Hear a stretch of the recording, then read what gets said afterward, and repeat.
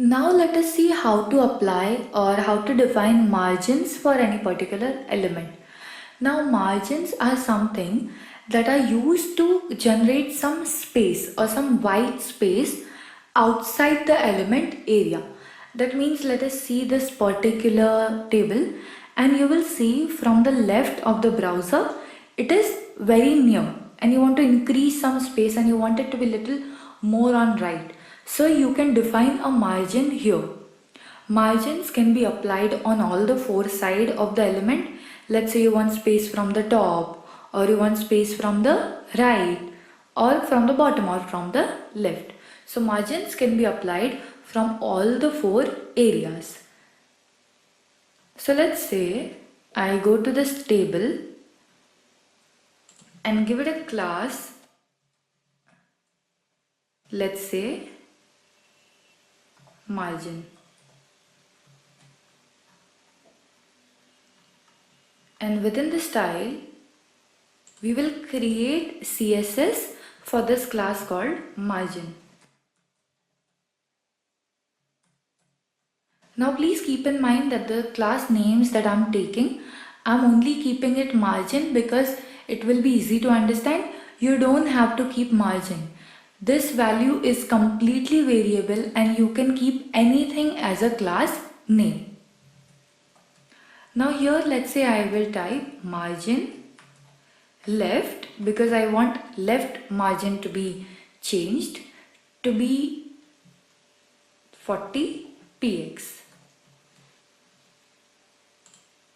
And you will see it will be moved a little from this side.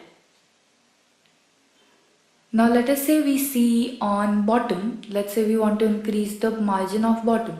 So for that, first let me create something on the bottom of this table so you will understand whether it has been created or not. So after this table, I will simply put a horizontal rule. So we will have idea. Now moving back to our CSS, I will type margin bottom to be, let's say, 100 px. And you will see the space has been generated. So if you want to place your element properly, you do not want all them goofed up in one web page like stocking them up, then you can use the margin and place it properly because you are in control like which element will be placed where and with what area and with what kind of margin. So you will be in control that element will be on how much distance from the other element.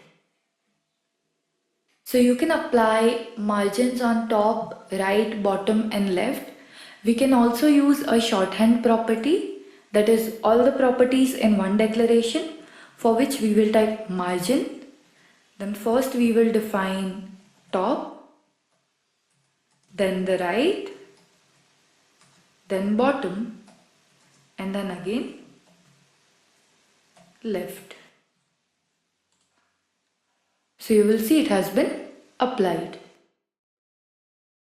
Now for the value of margin, you can also give the values in percentage. It is not necessary to give the values in pixelate. So I will type, let's say, margin top colon and 50%. And you will see it has moved on this level. We can decrease this and let's say 10%. And you will see this. Okay, so you can apply this particular margins in percentage also.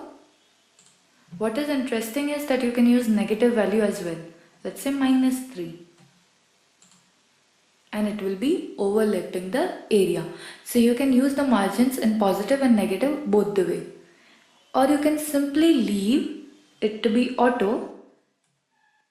And your browser will define the margin as per the element's look.